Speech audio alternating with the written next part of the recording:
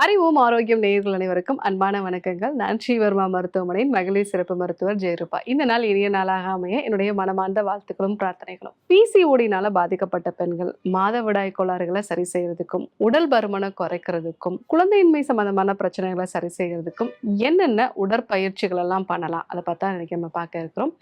சமீப நாட்களாக இந்த பிசிஓடினால பாதிக்கப்பட்ட நபர்களுடைய எண்ணிக்கை தொடர்ந்து அதிகரிச்சுக்கிட்டே இருக்கு. இது நம்மளுடைய உணவு முறைகளில் உண்டான பாதிப்பு, அதே மாதிரி ரொம்ப ஸ்ட்ரெஸ்ஃபுல்லாக, அதே சமயத்தில் எந்த விதமான உடல் உழைப்பும் இல்லாமல் செடன்ட்ரியான ஒரு லைஃப் ஸ்டைலில் இருக்கும் அப்படின்னா பிசிஓடி அப்படிங்கிற ஒரு பிரச்சனை கூடுதலாகவே இருக்குது.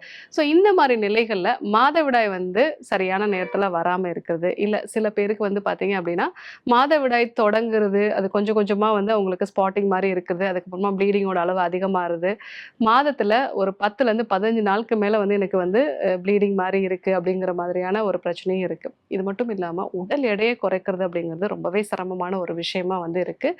சில பெண்களுக்கு முறையான ஒரு ஓவலேஷன் நடக்காததுனால அவங்களுக்கு குழந்தையின்மை சம்பந்தமான பிரச்சனைகளும் இருக்கிறத பார்க்கலாம்.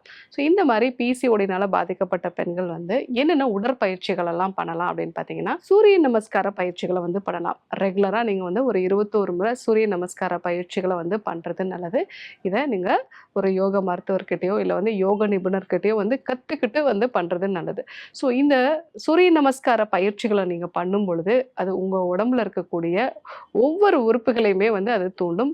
ஸோ ஏன்னா இந்த ஒரு சூரிய நமஸ்கார பயிற்சிகளில் 12 பயிற்சிகள் இருக்கு. ஸோ இது எல்லாத்துமே ஒரு ரித்தமிக்காக நம்ம பண்ணும் பொழுது இது நம்ம உடம்புல இருக்கக்கூடிய எண்டோக்ரைன் சிஸ்டம் எல்லாத்தையுமே ஆக்டிவேட் பண்ண ஆரம்பிக்குது. மிக முக்கியமாக நம்மளுடைய மூலாதாரம், சுவாதிஷ்டானம் இந்த பகுதிகளில் இருக்கக்கூடிய உறுப்புகளை தூண்டுறதுனால நம்மளுடைய இடுப்பு பகுதிக்கு அதிகமான அளவுக்கு ரத்த ஓட்டம் இருக்கு. அது மட்டும் இல்லாமல் நம்மளுடைய தண்டுவடம் நமக்கு முன்னோக்கி குனிகிறது, அதே மாதிரி பின்னாடி நம்ம வளைக்கிறது, இந்த மாதிரியான ஒரு பயிற்சிகளும் இதில் இருக்கும் பொழுது நம்ம உடம்புல இருக்கக்கூடிய ஸ்ட்ரெஸ்ஸும் குறைய ஆரம்பிக்கும். ஏன்னா இந்த தண்டுவடத்துலேருந்து வரக்கூடிய நரம்புகள் அதிகமாக தூண்டப்படுறது தான் ஸ்ட்ரெஸ்ஸுக்கான ஒரு முக்கியமான காரணம். ஸோ அந்த மாதிரி நிலைகளில் உங்களுக்கு அந்த தண்டுவட நரம்புகளும் ஆரோக்கியமாக இருக்கிறதுனால ஸ்ட்ரெஸ்ஸோட அளவும் நல்லா குறையும். ஸோ நம்மளுடைய எண்டோக்ரைன் சிஸ்டமும் ஆரோக்கியமாக இருக்கிறதுனால பிசிஓடி சம்மந்தமான பிரச்சனை இருக்கிறவங்க நீங்கள் ரெகுலராக சூரிய நமஸ்கார பயிற்சிகளை பண்ணுறது நல்லது. இந்த ஒவ்வொரு பயிற்சிகளையுமே உங்கள் சுவாசத்தை முறைப்படுத்தி நம்ம பண்ணணும். ஸோ அந்த மாதிரி சுவாசம் கரெக்டாக நீங்கள் அந்த பயிற்சிகளோட முறைப்படுத்தி நீங்கள் பண்ணும் பொழுது உங்களுக்கு நல்ல ஒரு தெளிவான மனநிலை உருவாகும். ஏன்னா பிசிஓடினால பாதிக்கப்பட்ட நபர்களுக்கு ஒரு இரிட்டேஷன் தொடர்ந்து இருந்துகிட்டே இருக்கும். ஸோ வீட்டில் என்ன சொன்னாலும் சின்ன சின்ன விஷயத்துக்கெல்லாம் கோபம் வரக்கூடிய நிலை, இது எல்லாமே நம்மளுடைய சுவாசம் கரெக்டாக இல்லாத ஒரு நிலைகளில் தான் இருக்கும். ஸோ நீங்கள் இந்த பயிற்சிகளை பண்ணும் பொழுது உங்கள் சுவாசத்தோட நீங்கள் முறைப்படுத்தி பண்ணினீங்க அப்படின்னா உங்களுடைய ஸ்ட்ரெஸ்ஸோட அளவும் நல்லா குறைய ஆரம்பிக்கும்.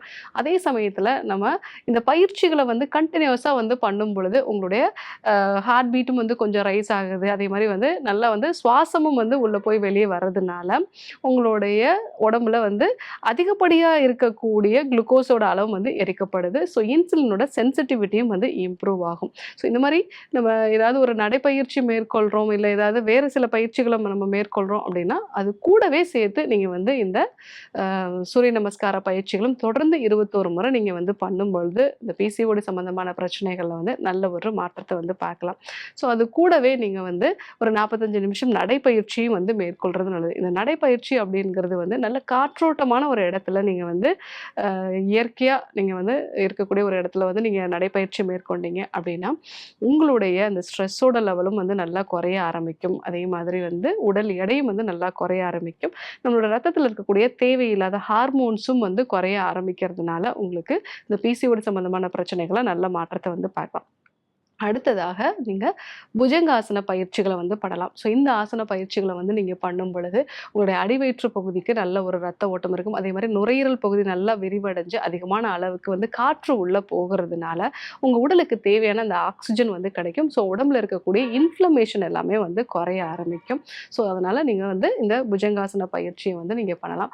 ஸோ அடுத்ததாக நீங்கள் பட்டர்ஃப்ளை ஆசனம் நம்ம சொல்லுவோம், சுத்த பத்த கோணாசனம் அப்படின்னு நம்ம சொல்லுவோம். அந்த ஆசன பயிற்சிகளையும் நம்ம பண்ணும் பொழுது நம்மளுடைய அடிவயிறு, பெல்விக் ஃப்ளோர் மசில்ஸ், ஸோ இந்த பகுதிகள் எல்லாம் நல்லா தூண்டப்படுறதுனால ரத்த ஓட்டம் அதிகரிக்கும். அது மட்டும் இல்லாமல் அங்கே இருக்கக்கூடிய வாதத்தோட தன்மையும் குறைய ஆரம்பிக்கும். ஸோ இந்த பயிற்சிகளையும் நீங்கள் பண்ணலாம். அடுத்ததாக சேது பந்தாசன பயிற்சி. இதுவும் வந்து நம்ம அடிவயிற்று தசைகளையும் பெல்விக் ஃப்ளோர் மசிலையும் கீழே இருக்கக்கூடிய நம்மளுடைய தண்டுவட பகுதிகளையும் வந்து தூண்டுறதுனால இங்கே இருக்கக்கூடிய தசைகள் வந்து நல்லா ஆரோக்கியமாக இருக்கும். ஸோ இந்த மாதிரி தசைகள் ஆரோக்கியமாக இருக்கும் பொழுது நம்மளுடைய கர்ப்பப்பைக்கும் இடுப்பை சுற்றி இருக்கக்கூடிய தசைகளுக்கும் வந்து நல்ல ரத்த ஓட்டம் வந்து போகிறதுனால நம்மளுடைய இந்த பிசிஓடி சம்பந்தமான பிரச்சனைகளையும் நல்ல மாற்றங்களை வந்து பார்க்கலாம்.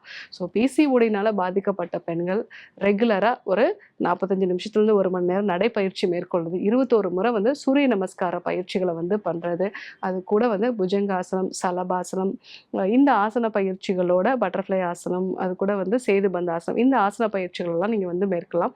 கூடுதலாக நீங்கள் வந்து நாடி சுத்தி பிராணாயாம பயிற்சிகளும் கபாலபதி பிராணாயாம பயிற்சிகளையும் நீங்கள் வந்து பண்ணும் பொழுது உங்களுடைய ஹார்மோன்ஸில் நல்ல ஒரு மாற்றத்தை வந்து பார்க்கலாம்.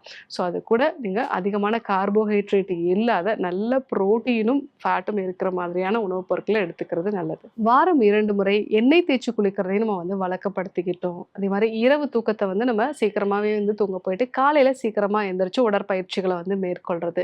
ஸோ இந்த விஷயங்களெல்லாம் நம்ம வந்து ஃபாலோ பண்ணோம் அப்படின்னா பிசிஓடி சம்மந்தமான பிரச்சனைகள்லேருந்து நிரந்தரமாக விடுபடலாம். ஸோ இன்றைக்கு இந்த பிசிஓடி மாதிரியான பிரச்சனைகளால் பாதிக்கப்பட்டவங்க என்னென்ன உடற்பயிற்சிகளெல்லாம் வந்து ஃபாலோ பண்ணோம் அப்படிங்கிறத நம்ம வந்து தெரிஞ்சுக்கிட்டோம். இதே போன்று ஒரு நல்ல தகவலோடு உங்களை சந்திக்கிறோம். நன்றி, வணக்கம்.